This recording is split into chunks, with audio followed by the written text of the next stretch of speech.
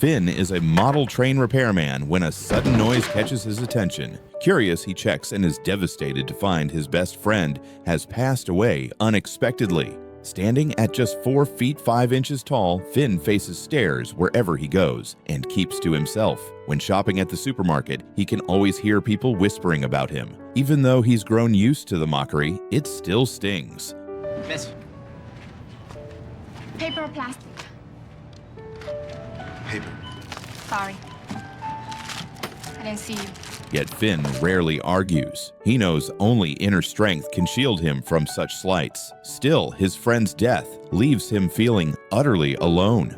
Before long, a lawyer contacts Finn to inform him of an inheritance. A disused train station in New Jersey, converted into a home, left to him by his late friend. Tired of city life, Finn decides to move there to escape the noise. The place is quiet and sparsely populated, surrounded by tall trees with a train track cutting through the woods. The house is run down, with no electricity or running water, but it's perfect for Finn. A single sofa is enough to fit him, and that night, he sleeps more soundly than he has in years. The next morning, Finn is woken by commotion outside. He steps out to find a food truck parked at his door. The owner, Joe, pokes his head out, surprised by Finn's appearance, but quickly offering a warm introduction to his signature coffee latte. Finn orders one, declining to elaborate on why he's moved to such a remote spot and urging Joe to hurry.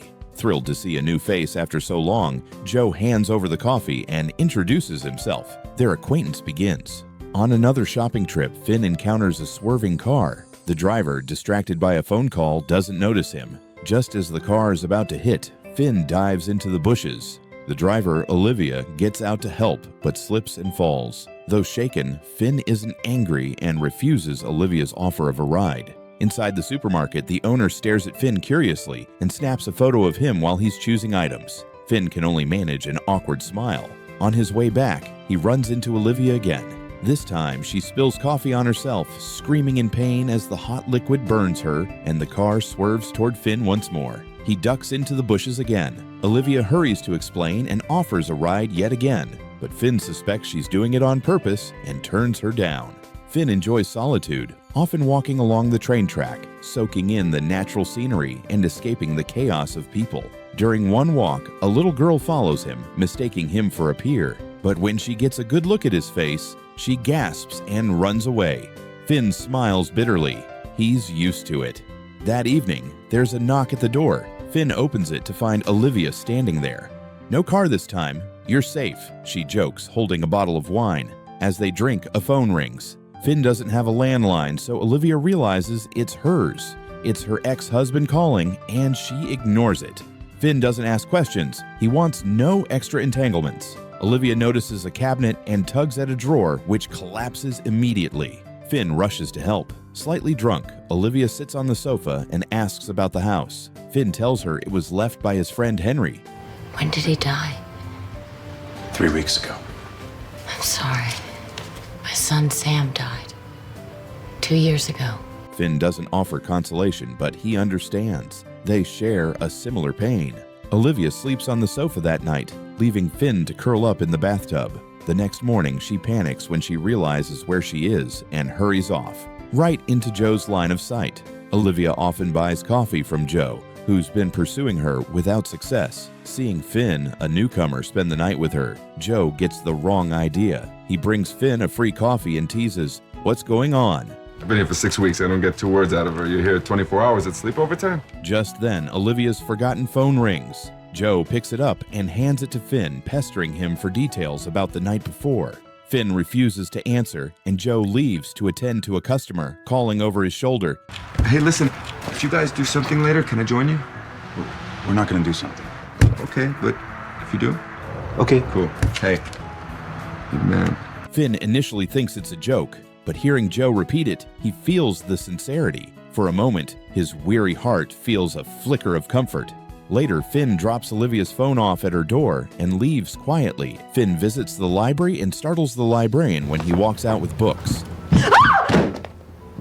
Oh, I'm so sorry. Checking out requires a library card, which involves a lot of paperwork. Olivia offers to use her card, but Finn declines. He doesn't want any unnecessary contact. To his surprise, when he gets home, the book he wanted is lying on his doorstep. Joe tells him Olivia left it. Jealous, but eager to be friends, Joe invites Finn for a beer, but Finn says no. Even though Finn is cold to him, Joe greets him every day when he leaves. After Joe is gone, Finn always feels lonely. It's not that he doesn't want friends, it's that he's faced so much cruelty. He's learned to shut people out to protect himself, even kids. The little girl finds Finn again, holding out a form. Here, Finn, it's a permission slip so you can speak at my school. I can't speak at your school, Cleo. Yes, you can. You can pick any Friday that you want. I'm sorry, I can't. But I already told everyone you're coming. Chloe has talked about Finn at school, and the teacher wants him to give a speech. But Finn hates being the center of attention, let alone public speaking. Chloe doesn't understand. She just thinks everyone is interested in him, unaware that some kids mean harm. Olivia doesn't show up for days. Finn and Joe walk the tracks alone, occasionally talking about her. Joe admits he doesn't like Olivia's ex-husband, calling him sneaky and hard to get along with. Can I ask you a personal question? Sure. You've had sex, right? Yes. With a regular-sized chick? Finn falls silent but doesn't get angry. He knows Joe's curiosity is harmless. Finn goes back to the library and gets a library card. The librarian flirts with him, saying, You have a nice chin. Thanks. Later, he tells Joe about it, knowing the librarian's interest is just morbid curiosity. Unlike her, Joe and Olivia's curiosity is rooted in friendship. As they sit by the road chatting, Olivia drives past. She doesn't stop to say hello, just speeds away. Joe is furious, and Finn feels disappointed, though he doesn't show it. Joe gets a call from his dad, who's ill and has to leave. He invites Finn to a bar that night, and Finn agrees. At the supermarket, Finn overhears the owner talking to Olivia on the phone. She wants groceries delivered, but he has no one to send. Finn offers to help. When he knocks on Olivia's door, she's cold, treating him like a stranger. I got your groceries. I was in the store when you called, so I just thought I'd bring them over for you. Thank you. How much? How are you? I'm fine. How much? Finn takes the money and leaves, hurt by her change in attitude. He knows something's wrong, something to do with her ex-husband. That evening, Finn goes to the bar. From the moment he walks in, people steal glances at him, but he's used to it. The librarian is there too, waiting for someone. She gets a call from her boyfriend, who cancels on her. She pretends to be fine, telling him it's okay. No, it's fine. Don't come. Finn knows he's just a backup, but he doesn't care. He's used to being an afterthought. Then the librarian leans in and whispers, I'm pregnant. I haven't told anyone yet. Even Chris. I was gonna tell him today. He's probably gonna freak out. You don't have to say anything. I just wanted to say it. Finn knows she's with a deadbeat, but he doesn't know how to comfort her. Words feel useless in moments like this. When they leave the bar, her boyfriend is waiting. He glares at Finn with pure malice. Finn ignores him, but the boyfriend starts fighting with the librarian. Finn instinctively tries to protect her, only to be insulted. Stay out of it. Move. Go! Just go! For an adult man, Finn is no match for a kid. He knows he can't protect anyone, so he walks away, defeated. His dignity is in tatters, and all the years of stares and mockery come flooding back. He explodes, slamming his fist against a door as train lights flash across his face. Like his life, darkness is constant, and even brief moments of light are quickly snuffed out. The next day, Finn tears apart his house to vent his anger. Joe arrives, apologizing for missing the bar night. His dad had an emergency, and he couldn't call Finn because he doesn't have a phone. Joe complains that Finn should get one, but Finn just says, I want to be left alone, Joe. That's what I want. Joe leaves, and Finn is alone again. Deep down, he knows he needs friends, but his size makes it harder than anyone else. That night, there's another knock at the door. It's the librarian come to apologize. Finn is angry, but he knows it's not her fault. Maybe it's his own, cursed from birth to face endless cruelty. Even as she apologizes, the librarian's curiosity lingers. Finn shows her that he's just like any other man. He has desires. He longs for love. Once she realizes that, her curiosity and fleeting affection vanish. She leaves in a hurry the next day, and Finn is sad, but not surprised. The little girl asks Finn if the librarian was his girlfriend, and when Olivia will come back. Finn tells her no, and that he doesn't know. He decides to go find Olivia himself. He sits on the tracks across from her house, waiting for her to open the door. He waits from noon till dusk, but it stays shut.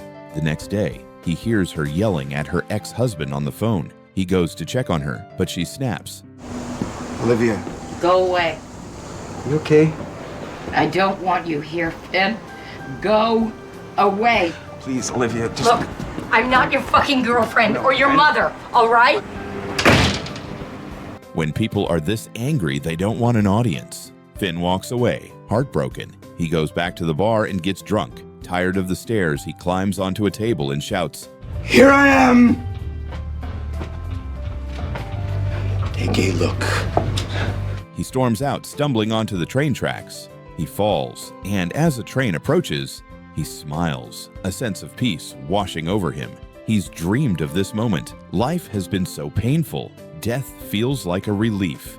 But the next morning, he wakes up hungover, alive. A broken pocket watch beside him proves it wasn't a dream. God isn't ready to take him yet. If he's going to live, he might as well start over. Finn's mood lifts. He goes to Olivia's house again and finds her lying on the floor. He helps her up. He's having another baby. I want Sam back. And he wants to reconcile so she'll help raise the baby. It's a cruel joke for Olivia. She doesn't want to raise someone else's child. She just wants her son back. Finn finally understands her pain, and once she says it all out loud, Olivia feels a weight lift. Finn decides to return to his old life. He buys a phone and calls Joe first. They make up and start hanging out regularly. As time passes, Finn learns to accept himself. He agrees to speak at Chloe's school. Even though the kids stare, he feels calm. He's finally made peace with who he is. Some people are born imperfect, with flaws that everyone can see. They might spend their whole lives facing strange looks. Accepting yourself isn't easy. Life is short, just 30,000 days or so. Every day is an experience. And the greatest respect you can give yourself is not wasting those days on pain. Don't overthink the past or the future. Tomorrow isn't guaranteed, and goodbyes might not come with a warning. When the wind blows, don't ask where the petals go. When the clouds disperse, don't chase the fleeting light. The beauty of life isn't something you have to search for. It's in the blink of an eye, the warmth of a cup in your hand, the laughter of good friends. After tasting all life has to offer, looking back, the joys and sorrows are just smoke in the wind, a flicker of starlight, a brief moment of companionship. Walk your path and cherish the people right in front of you.